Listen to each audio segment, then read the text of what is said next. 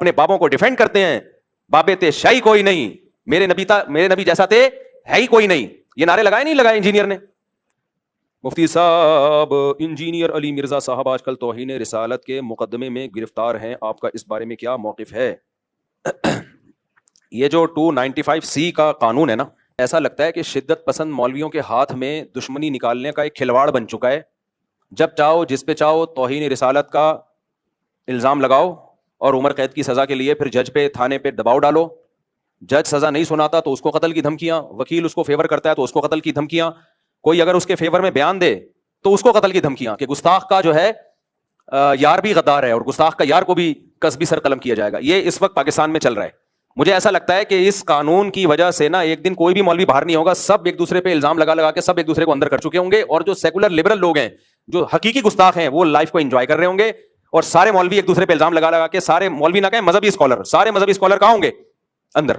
بریلویوں کو دیوبندیوں سے چھیڑا ہے تو انہوں نے دیوبندیوں کی گستاخانہ عبارتیں نکالی ہوئی ہیں کہ یہ دیوبندی اشرف علی رسول اللہ کلمہ پڑھایا, یہ گستاخ, یہ دیوبندیوں کے پیچھے نماز نہیں ہوتی, یہ سارے گستاخ رسول ہیں. ان کو ٹھڑک ہے ان سے بھی, جو بریلویوں میں متشدد لوگ ہیں, ہر بریلوی کی بات نہیں کر رہا, جو متشدد ہیں بریلویوں میں معتدل لوگ بھی ہیں, تو امام حرم کے پیچھے نماز نہیں پڑھتے کہ یہ گستاخ رسول ہیں, یہ وہابی ہیں گستاخ رسول ہیں.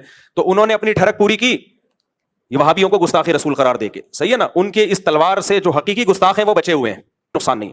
تو نمازیں پڑھنا چھوڑ دیں, گستاخ رسول ہے, گستاخ رسول ہیں.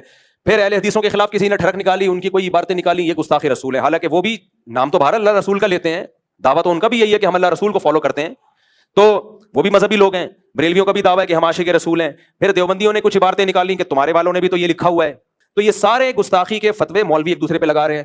پھر انجینئر علی مرزا صاحب کا ظہور ہوا, جن کو ان کے فینس کہتے ہیں اس صدی کے مجدد اعظم, یہ مر گئے تو اسلام کو بہت بڑا نقصان ہوگا. انہوں نے فرقوں کی دکانیں بند کی.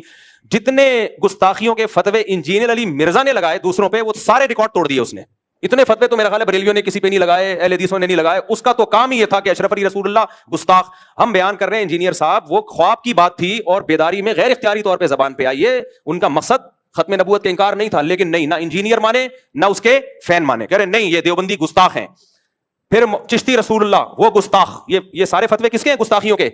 یہ انجینئر علی مرزا کے فتوے ہیں. اس نے کہا چشتی رسول اللہ گستاخ, اپنے نام کا کلمہ پڑھایا.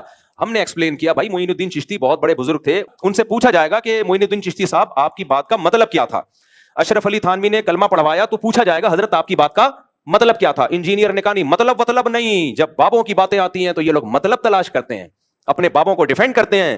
بابے تے شاہی کوئی نہیں, میرے نبی جیسا تے ہے ہی کوئی نہیں. یہ نعرے نہیں لگائے انجینئر نے.